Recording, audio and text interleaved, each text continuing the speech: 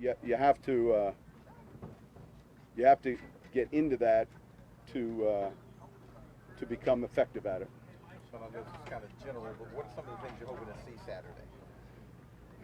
Well, look, as a coach, you want to see some clean execution. You don't want to see a lot of penalties or sloppy penalties. You know, the basic fundamentals of the game. You know, you want to see pad level where it should be. Now that typically in the first preseason game at times can be a big alert. You know, you want to see the blocking and tackling that you've been coaching. So really the fundamentals that are necessary to play this game well, that's the first thing that comes to my mind. I think early in camp you said it's hard to kind of get a feel for the linebackers until like pads come on and they start hitting. Have you gotten to see a little bit more of it? Yeah, look, I like the depth at that position, and I think two reasons. I think first off defensively, second off I think it's going to help us in the kicking game. You know, we've got some athletic bodies, guys that can run, guys that are smart, and you know, so I'm encouraged with that. And I feel like we see like Vaughn, you know, kind of make a play or two in practice, but is he doing like the kind of the smaller stuff you want to see out of him too? Yeah, look, he's having a good camp. He's having a good camp, and a few of these guys, Caden's having a good camp. You know, the young player is out now, you know, for a day or two, but you know that group in general, though, I've been encouraged with, and it'll be good to see these guys playing the game. How would you describe the significance, if any, of which quarterback does the first series, and do you have any kind of plan? We'll have a plan. You know, look, you know, they'll both play in this first game, and they'll both play the following week. We'll flip them, and you know, we'll kind of go from there. We'll go through that as a staff tonight. You know, all the roles. There'll be a few guys maybe that we don't play, and then you know, we typically we divide it into about 3 phases. Phase 1, you know, we might want to see about 18 to 22 snaps. In phase 2, maybe a similar amount, and then you know, somewhere in that later third quarter, phase 3. Now we're not necessarily 100% relative to the roster, so there's going to be some guys play a little bit more than just 18 snaps, but I don't want to see guys north of, you know, 29 snaps generally. Special teams will be first half, second half, you know, with specialists, and you know, we'll go through all of that. You know, how we come out of the tunnel and warm up. You know, it's a first for a lot of these guys. How we act on the sideline, what we do, what we don't do on the sideline. You know, we're never given an interview during a game on our bench area ever. Whoever's out there, it's important for. Sean, you've said this a few times about this turnover every year, and that this year may not necessarily. But this is the first year you're heading into preseason where Drew would play very few snaps. Who's ever going to be your starting quarterback is going to probably get a decent amount of snaps.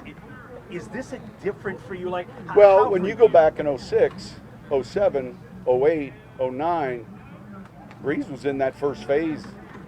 Probably, I'm trying to think of the first preseason maybe where, but it would have been 11 on. You know, so in those first 4, 5, 6 years, you know, he was out there with Jari Evans, with, you know, Stinchcomb, with whoever the run, you know, they were all out there. He, you know, at that point, he was young,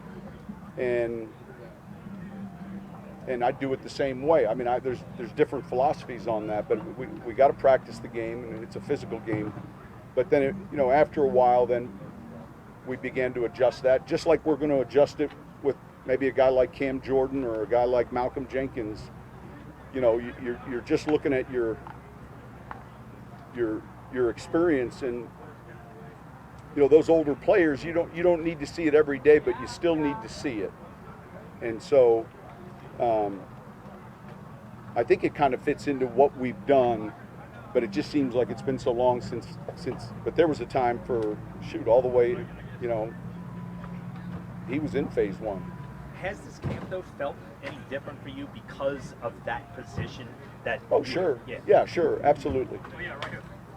Yeah, because it's been a lot more defined, and look, in a perfect world, you'd prefer it to be defined and established, and yet it's not. And the mistake would be to try to maybe and make a mistake there. The most important thing is that we get the right 53 and that we get the right vision and lineups for our team as we move forward. And so that's kind of where we're at.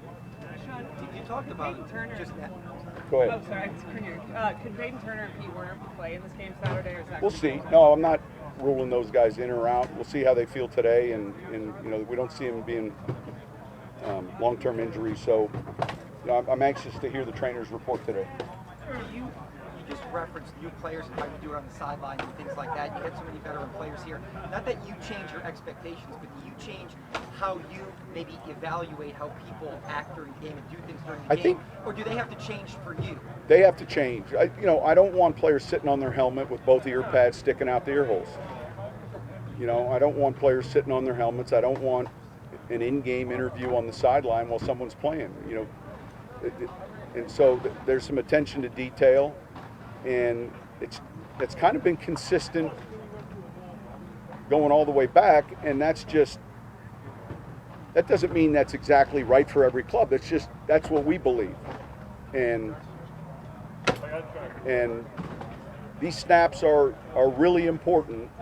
Now, they may not be important in the second half for a certain veteran player, but they're very important for someone else. And you know, you want your team into it, paying attention, focused. You know, there's in every game there's these learning moments, and so yeah, there's certain things that we expect. When you're kind of breaking down the plan for Saturday and beyond in the preseason, you're going to be splitting snaps, quarterbacks. How do you communicate that to both guys at the same time? Is that like different conversations they're going to have? How do you? Together. I mean, they're in meetings together. They go to the quarterback meeting together, and you know, Pete and Ronald and myself. Hey, this is the plan for this week. Here we go. Let's get ready. Next week, we do that with every position. You know, these players tonight and tomorrow are going to have a clear vision as to how many plays, how long, and what group. And that's the first thing you want in a preseason game is organization, not clutter. You know, you want 11 guys on the field. You want everyone to be on the same page. You don't want substitution problems. You don't want center quarterback exchange problems. You wanted, you know, the fundamentals of just being able to get started in the right direction. I think, and so for us as coaches, it's you know, giving clarity to that as best we can. Did the team end up getting a presentation from officials last night? Last night. Any highlights or takeaways? No, I think I'm sure at some point you guys usually get one, either a Zoom or something. And look, there's a handful of rule changes. There's some points of emphasis. You know, I've read already, you know, where unsportsmanlike conduct will be a point of emphasis that, you know, going forward. You know, there's some adjusted rules relative to when you can cut a player and when you can't cut a player. And so any low blocks are going to happen inside the not the tackle box, but one more space, the tight end box, 5 yards either way. And so, you know, a receiver can't go downfield and cut a safety. And flip side, you know, when a tackle's pulling and a corner is going to support the run, he can't go low. And so all of these are to reduce the head and neck injury challenges that we see statistically. And then there's a couple, you know, officiating mechanics relative to replay. But yeah, the presentation was last night, and it's pretty normal.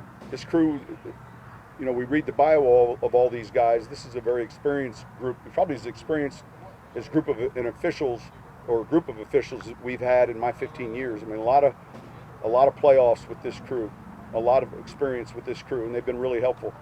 Sean, the holding calls were down dramatically around the league last year. Yeah, we saw that as a committee. Yeah. And is that a point of emphasis, or is that... well, it's a good question.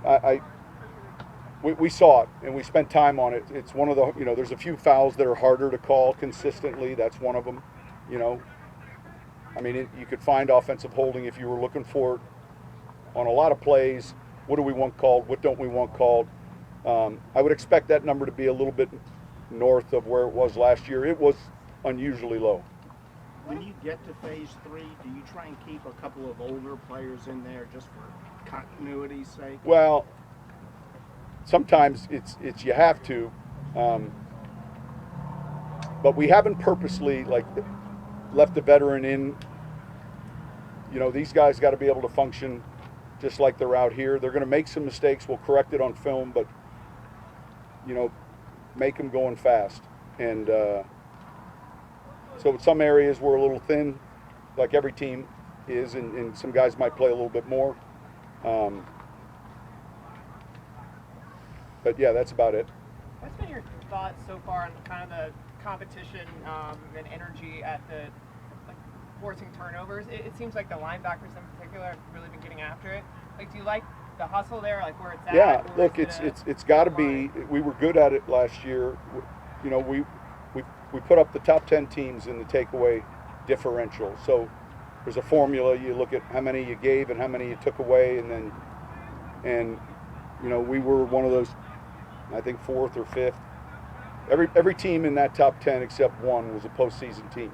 And then when you went down into the bottom 10, and everyone who was picking early in this draft, every one of those teams except one was in the minus column noticeably. And it's still that one statistic, you know, it's regardless of how you play, it's the one statistic that can, you know, if you win that statistic, you may not play your best game, but it kind of is the spaghetti sauce that makes the game taste good.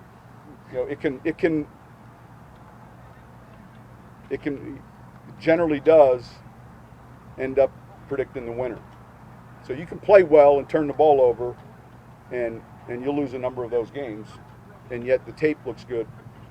So that has to be something that we're coaching, and then we're thinking about, and then we're effectively executing in all 3 areas.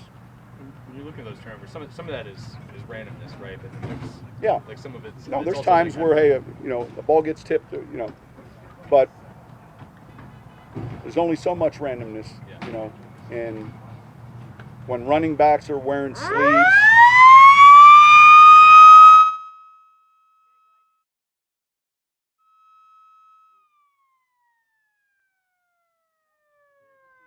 Doug has a button, and after the That's the Sean's had enough button. after the 15th question, there's That's always the Sean's tired. there's always lightning in the area here, right? That was literally the 15th question. So. Seriously? It's lunchtime. Like, you're good at this now, man. Well, look, no one. I mean, we, like so many teams, have installed the same system golf courses have now, where we don't get into trying to predict. It just tells us 6 miles, and so that way we've kind of taken it. There's no gray area. That's why we weren't out earlier. They were still, you know, a threat. But back, you know, years ago, you were just kind of saying, hey, it looks like we got a better go inside. Now it's a little bit more scientific. All right, thanks. Thank you guys.